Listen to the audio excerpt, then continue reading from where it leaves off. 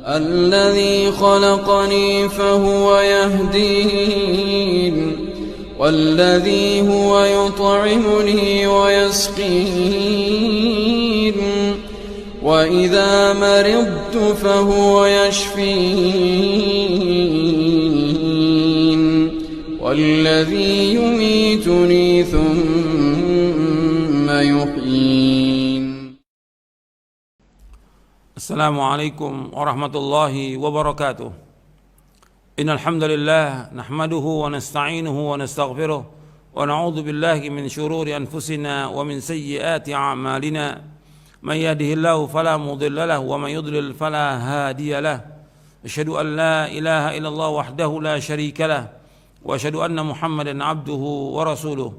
Allahumma salli wa sallim wa barik ala nabiyyina Muhammadin wa ala alihi wa sahbihi ajma'in.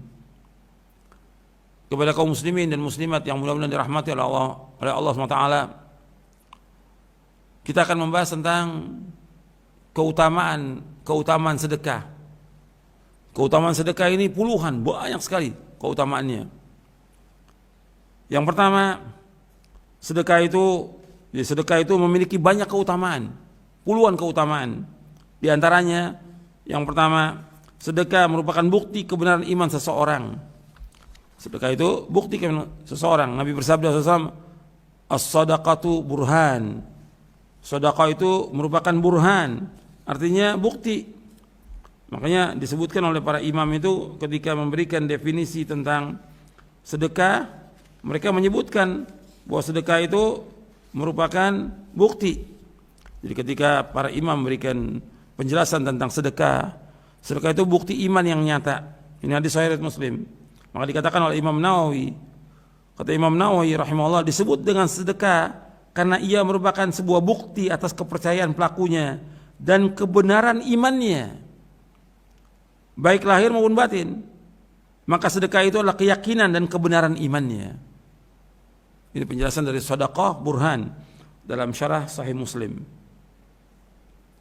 Jadi sedekah itu menurut bahasa artinya pemberian yang diniatkan untuk mencari ganjaran pahala di sisi Allah Ta'ala. Kata Al-Allamah Al-Asfani, sedekah itu harta yang dikeluarkan oleh pemiliknya sebagai bentuk taqarrub, mendekatkan diri kepada Allah, seperti zakat dan sedekah. Dan sedekah biasa diberikan itu kepada orang-orang fakir, miskin karena Allah SWT. Maka sedekah itu disebut bukti. Kemudian yang kedua, sedekah menghapus kesalahan dan dosa. Nabi bersabda, as-sadaqatu tudfi'ul khati'ata kama yudfi'ul ma'un nara. Sedekah itu dapat menghapuskan kesalahan, laksana air dapat memadamkan api. Hadis sahih riwayat Imam Ahmad dan Tirmidzi. Yang ketiga, sedekah sebagai sebab masuk ke dalam sorga dan dibebaskan dari api neraka. Diriwayatkan dari Aisyah radhiyallahu anha bahwa ia berkata, ada seorang wanita miskin mendatangiku bersama dua anak perempuannya. Maka aku memberikannya makanan dengan 3 butir kurma. Lalu ia memberikan kepada setiap anaknya sebutir kurma. Lalu ia ingin mengangkat sebutir kurma ke mulutnya untuk dimakan, namun kedua anak perempuannya itu meminta makan darinya. Maka ia pun membelah sebutir kurma itu menjadi 2 untuknya. Apa yang dilakukan oleh wanita itu membuat aku kagum, kata Aisyah radhiyallahu anha. Maka aku pun menceritakan perbuatan wanita itu kepada Rasulullah SAW. Maka beliau SAW bersabda, innallaha qad aujabalaha bihal jannah au a'taqaha biha minan nar. Sesungguhnya Allah telah menetapkan surga untuknya dengan perbuatannya itu, atau Allah akan membebaskannya dari neraka dengan sebab perbuatannya itu. Hadis sahih riwayat Muslim. Arti sedekah itu akan membebaskan orang dari api neraka, memasukkan orang ke dalam surga. Dan si wanita ini karena sayangnya kepada anaknya, dia juga berikan yang mesti dimakan 3 butir kurma, untuk anaknya 2, untuk dia 1. Tapi ketika dia akan makan, anaknya minta, dikasih lagi. Dan itu akan membebaskan dari api neraka, masukkan dia ke surga. Yang keempat, bahwa sedekah itu sebagai sebab keselamatan dari panasnya hari kiamat. Sedekah sebagai sebab keselamatan dari panasnya hari kiamat. Diriwayatkan dari sahabat Uqbah bin Amir radhiyallahu an dari Nabi SAW, beliau bersabda, kullu mri'in fi dhilli sadaqati hatta yufsala bainan nas. Setiap orang berada di bawah naungan sedekahnya hingga diputuskan perkara di antara manusia. Atau beliau bersabda, yuhkamu bainan nas, hingga diputuskan perkara di antara manusia. Hadis ini sahih, riwayat Imam Ahmad, Ibnu Khuzaimah dan Ibnu Hibban. Di sini disebutkan bahwa setiap orang berada di bawah naungan sedekahnya sampai diputuskan perkara. Kan di hari kiamat itu matahari dekat, kurang lebih tingginya matahari 1 mil kata Nabi. Dalam riwayat Muslim, tudna syamsu yaumal qiyamati qadra mil. Didekatkan matahari itu di hari kiamat kurang lebih 1 mil. Maka orang yang banyak sedekah itu akan dilindungi, dinaungi oleh sedekahnya. Dinaungi oleh sedekahnya. Dan juga Nabi bersabda SAW, ketika Nabi menyebutkan tentang 7 golongan yang dinaungi oleh Allah pada hari kiamat, di antara Nabi menyebutkan SAW, warajulun tasaddaqa bisadaqatin fa'akhfaha hatta la ta'lama shimalu ma tunfiqu yaminu. Dan seorang yang bersedekah dengan sesuatu sedekah, lalu ia menyembunyikannya hingga tangan kirinya tidak mengetahui apa yang diinfakkan oleh tangan kanannya. Hadis ini muttafaqun alaih, sepakati oleh Bukhari Muslim. Yang kelima, sedekah sebagai sebab mendapatkan pertolongan Allah, mendapatkan kemenangan dan juga rezeki. Nabi bersabda SAW, hal tunsaruna wa turzaquna illa bidu'afaikum. Dari Sa'ad bin Abi Waqqas radhiyallahu an, dari Nabi SAW, beliau bersabda, hal tunsaruna wa turzaquna illa bidu'afaikum.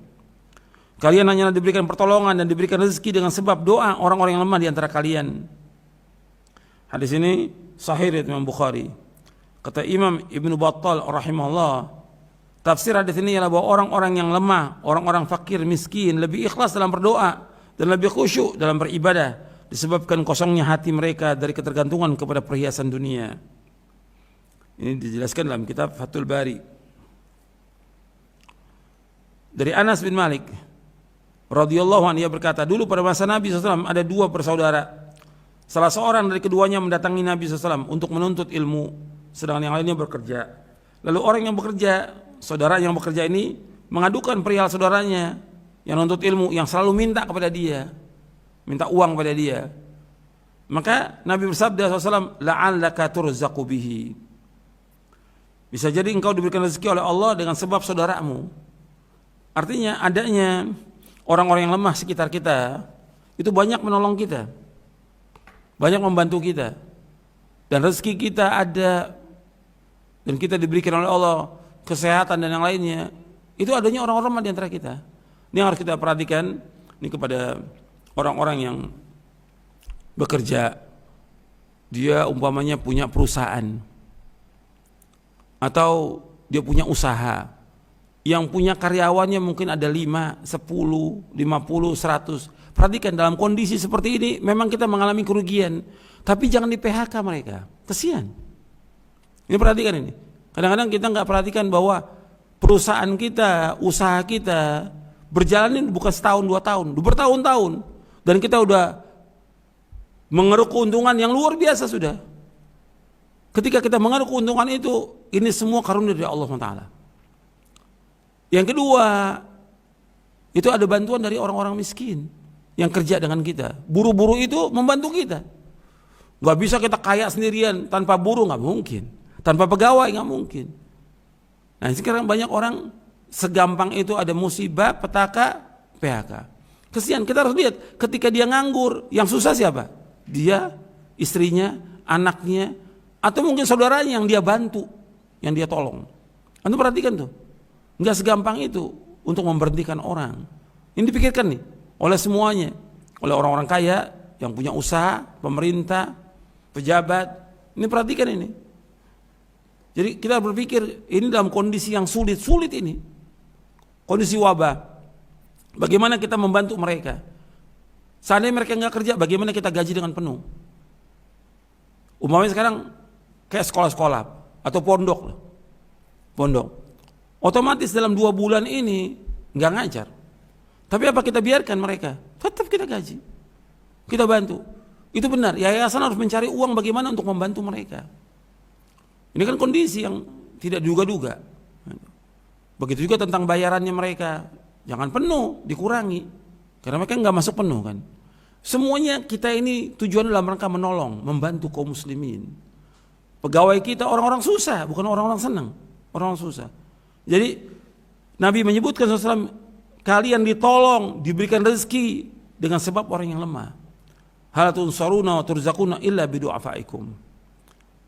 Kalian ditolong, diberikan rezeki oleh orang yang lemah. Jadi sekarang kita lihat, memang kondisi kita susah, sulit, rugi kita, perusahaan kita rugi. Tapi waktu kita untung, berapa kali kita untung, berapa tahun kita untung. Apa kita nggak ingat itu? Jasanya siapa? Yang pertama Allah yang buat kita untungan.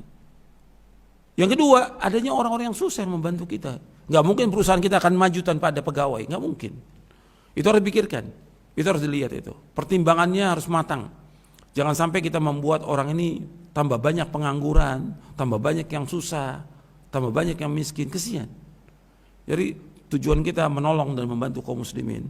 Dan insya Allah dengan begitu rezeki itu akan dikasih sama Allah, pasti akan dikasih sama Allah. Kita harus yakin seyakin-yakinnya Allah yang memberikan rezeki pada kita.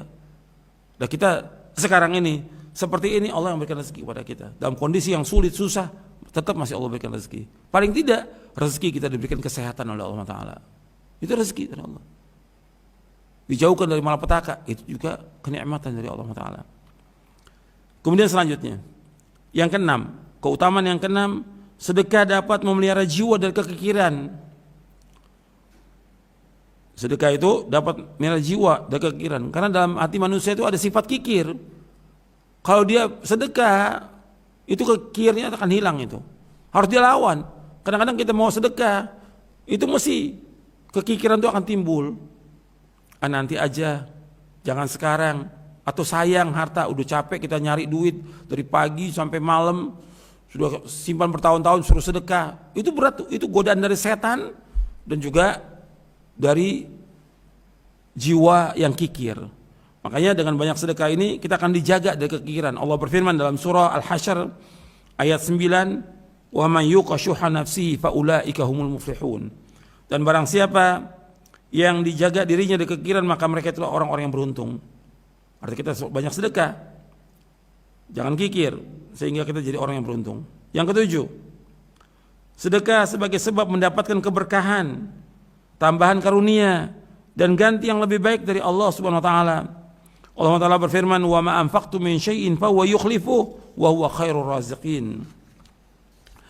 Dan apa saja yang kamu infakkan, Allah akan menggantinya, dan dialah pemberi rezeki yang terbaik. Apa yang kita infakkan pasti diganti sama Allah. Dan yang antum harus ingat bahwa setiap hari itu malaikat turun. 2 malaikat setiap hari. Kata Nabi SAW, "Ma min yaumin yusbihul ibadu fi illa malakani yanzilani fayaqulu aduma Allahumma a'ti munfiqan khalafa wa yaqulu akhar Allahumma a'ti mumsikan talafa." Ini hadis sahih riwayat Bukhari.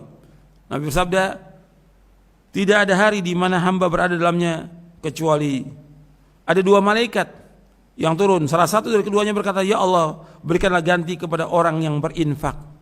Jadi malaikat berkata, "Ya Allah, a'ti munfiqan khalafa." Ganti orang yang infak hari ini, ya Allah. Malaikat yang lain berkata, "Allah ma'ati mumsikan talafa." Malaikat yang lain berkata, "Ya Allah, berikanlah kehancuran kepada orang yang tidak berinfak hari ini." Hadis ini sahih, diriwayatkan oleh Imam Bukhari dan Muslim.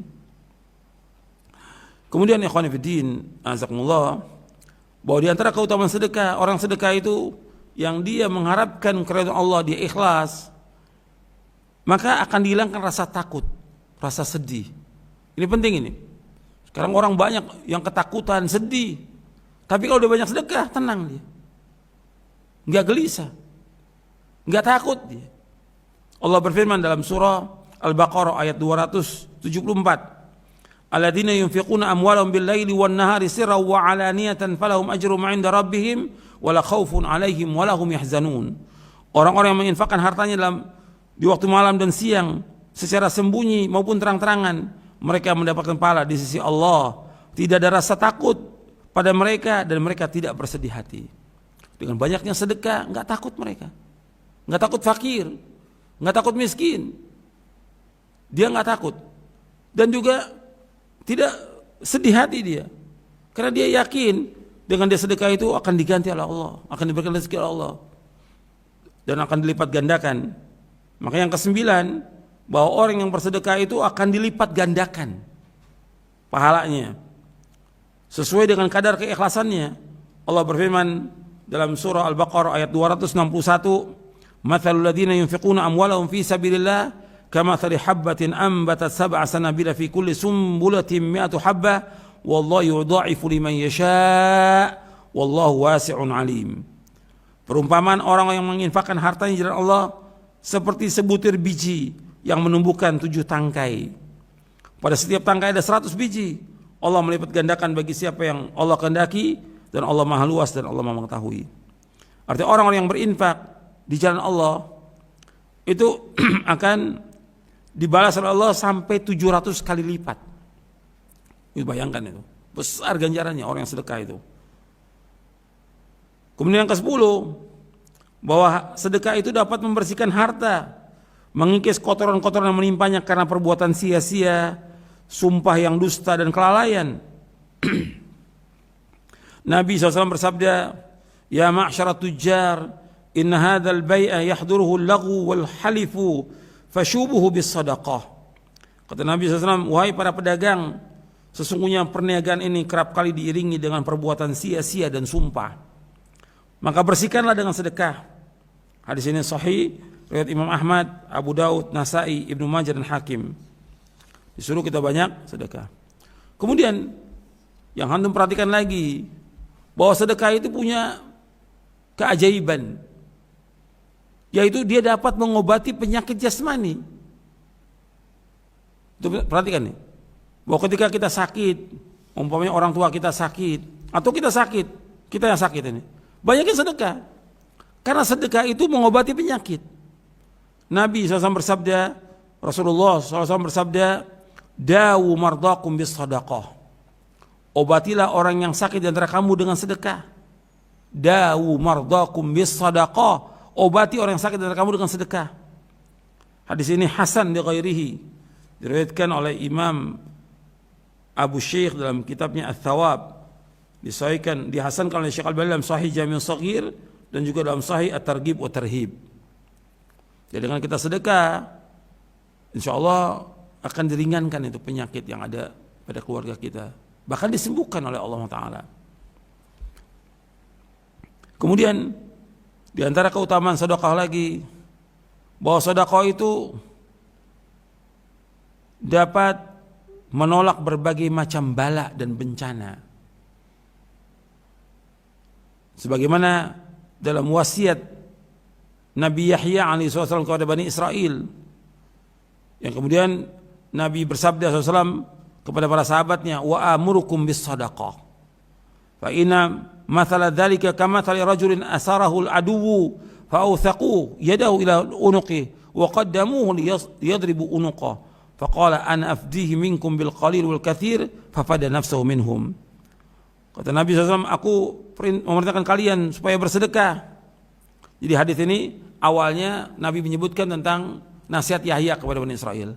Kemudian setelah itu Nabi memberikan wasiat kepada para sahabatnya, "Wa ana amurukum," aku memerintahkan kepada kalian sedekah. Sungguhnya perumpamaan sedekah itu seperti seorang laki-laki yang ditawan oleh musuh. Lalu mereka mengikat tangannya sampai ke lehernya.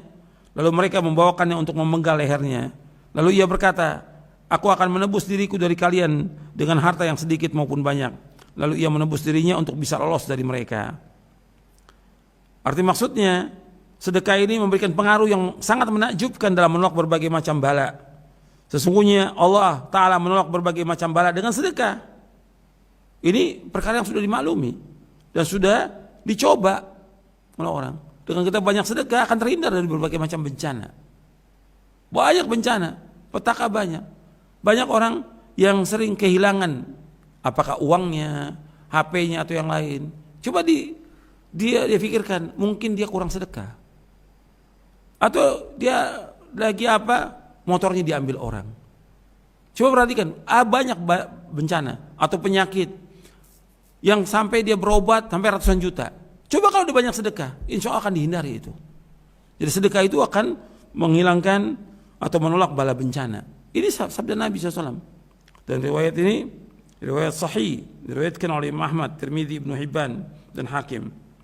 Kemudian yang terakhir bahwa sedekah dapat memadamkan bagi dirinya panasnya alam kubur.